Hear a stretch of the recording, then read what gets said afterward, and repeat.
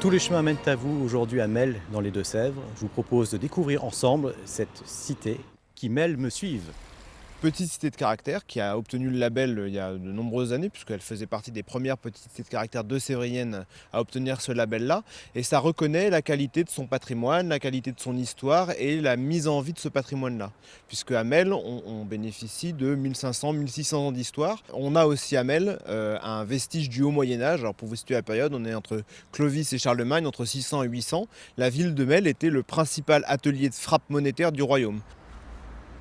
On est dans ce musée dédié à la marque Monet-Goyon. Alors inutile de chercher l'usine, comme je vous disais tout à l'heure, ici à Melle. C'est une usine qui était en Bourgogne. En fait, nous avons trouvé des motos, mon père et moi, depuis 1972. Et donc, on s'est intéressé à cette marque et nous avons continué à restaurer des motos, à chercher l'histoire, etc., à s'intéresser à toute leur production. Actuellement, nous en avons 40 dans le musée, mais on en a 65 de restaurés dans le même état et à peu près 90 en tout. Donc, il reste encore du travail. Est-ce que vous pouvez nous parler un peu de ce vélo particulier, justement? Alors en fait, ça c'est le Vélociman, donc un véhicule qui a été conçu pour les mutilés de la Première Guerre mondiale, de la guerre 14-18. Cet appareil, cet engin a été construit en très très grande quantité, puisqu'il y a eu plus de 100 000 mutilés en France, donc il y avait un besoin important de ce type d'engin. Alors c'est un chemin qui a été créé par Jean Belot en 1987, donc il y a un petit peu plus de 30 ans. Maire qui a eu cette idée, on va dire, visionnaire pour l'époque, d'utiliser une ancienne voie ferrée pour y faire à la fois un chemin pour s'y promener, mais aussi pour y planter plus de 1000 espèces d'arbres.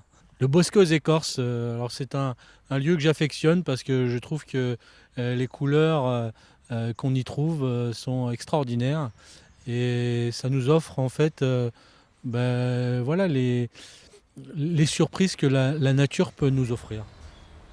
Nous sommes devant l'hôtel de Ménoc, qui est un ancien hôtel particulier, donc une maison de nobles de ville, avec les deux tours, vous voyez, qui sont exceptionnelles et qui sont un témoignage en fait du mouvement gothique flamboyant.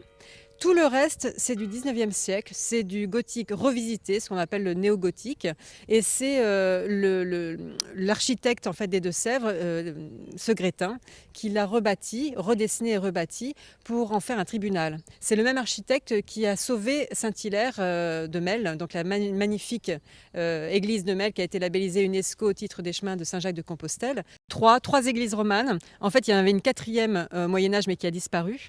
Et effectivement, c'est la richesse de cette ville, ces trois églises. Alors, Saint-Savinien était l'église qui était intramuros, qui était attachée en correspondance avec le premier château de Melle. Les deux autres, Saint-Pierre et Saint-Hilaire, étaient dans ce qu'on appelait les faubourgs. Tous les chemins mènent à vous. C'est terminé pour aujourd'hui ici à Melle dans les Deux-Sèvres. J'espère que cela vous a donné envie de découvrir cette cité.